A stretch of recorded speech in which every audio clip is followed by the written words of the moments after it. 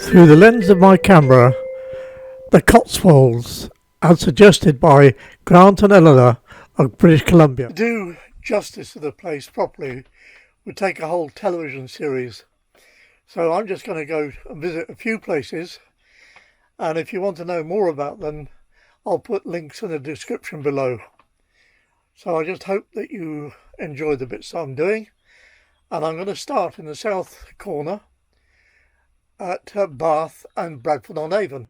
And for those that don't know, the Cotswolds is an area of outstanding natural beauty about 90 miles west of London, and I'm starting with Bath and Bradford on Avon down there. One of the most noticeable features of the Cotswolds is the limestone used for walls, humble farm buildings, grand buildings, extra grand buildings, and even the Romans used it for their Roman baths.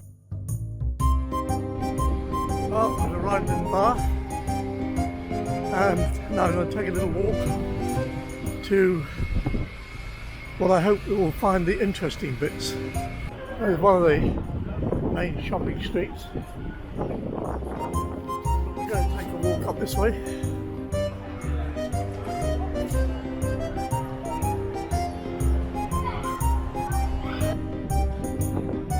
And one has to wonder if the Romans ever brought their sweets in there while they sat under the blue skies with fluffy clouds, or caught the sightseeing bus to look around the city they created in the years 60 to 70 and named it Aqua Solis. They built a temple on the site to make use of the hot springs, which were first discovered and used in the Iron Age by a tribe called the Duboni. Behind the Roman baths is Bath Abbey, which is actually a parish church and is a good example of perpendicular Gothic architecture.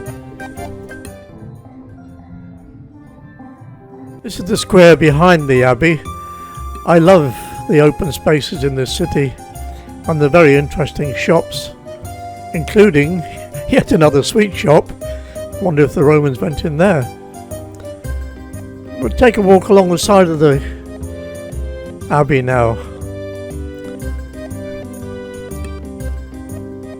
And I'm heading towards a building that I know very well, because in the 1980s I spent a lot of time clambering over the roofs. It was designed by the then architect Major Charles Edward Davis for the hotelier Alfred Holland, and it was built in 1901. It was then the Empire Hotel, but in the Second World War it was taken over by the Admiralty as a postal sorting office, some sorting office. Across the road from there, and beside the River Avon, are the Parade Gardens. Beautiful. And at one time they used to be packed, and I thought they were for free, but now you have to pay.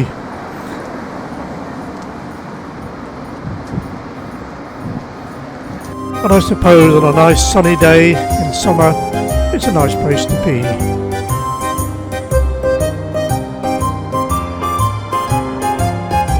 The River Avon, with its V-shaped weir, adds a lot to the character of the city. And in the distance you can see the Paltene Bridge. It was built in 1774 and has shops on both sides of the road that crosses it. There are the shops on the one side. Now we take a quick walk through Bath markets. There were lots of shops here.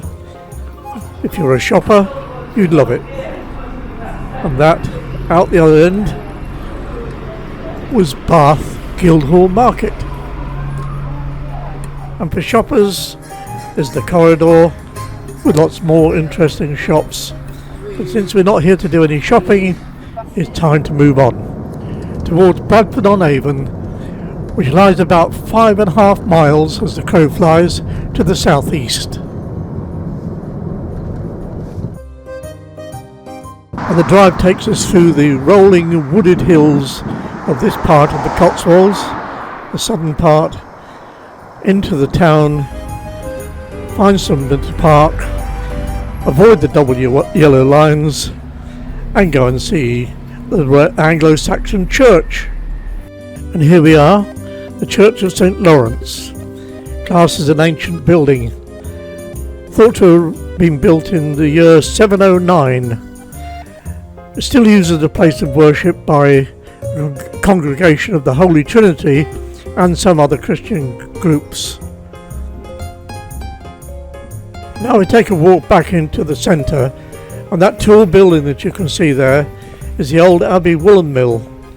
The original building dates back to the early 1800s, and it's now fancy apartments, and a 2-bedroom apartment in there at the moment, 2021, will set you back about £250,000. And if there's any Londoners watching, they'll say, "Ooh, that's cheap, I'll have 5 of those."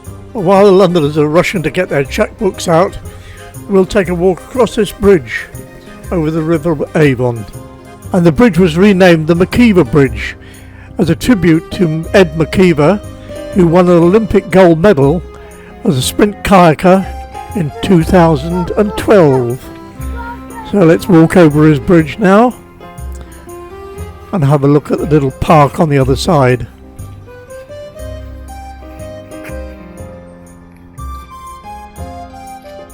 I must admit, some of the apartments have got beautiful views, looking down on the river.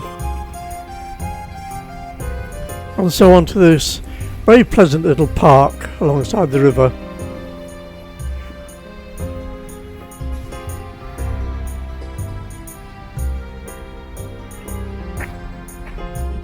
Looking across the river at some of the beautiful old buildings, all with their yellow Cotswolds stone.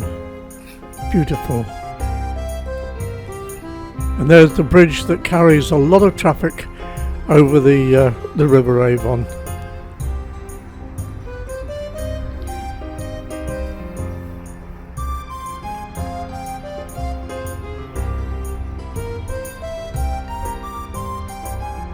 Now, I'm no expert, so correct me if I'm wrong, but I think this is a horse chestnut tree.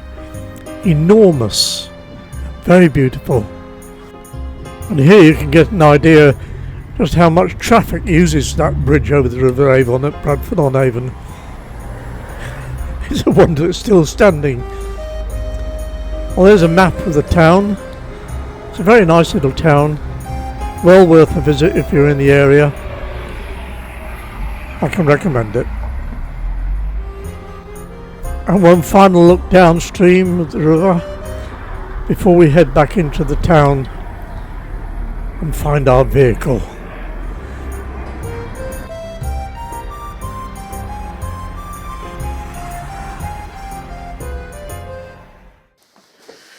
Well, that's it for this time, folk. The next episode I'll be travelling further north, and you'll see some of the smaller places and more of the countryside. So thanks very much for watching this, and I hope you'll come back for episode 2 and probably 3 and 4 because it's a big area. So thank you and bye bye. Please like, subscribe and share, and many thanks for watching.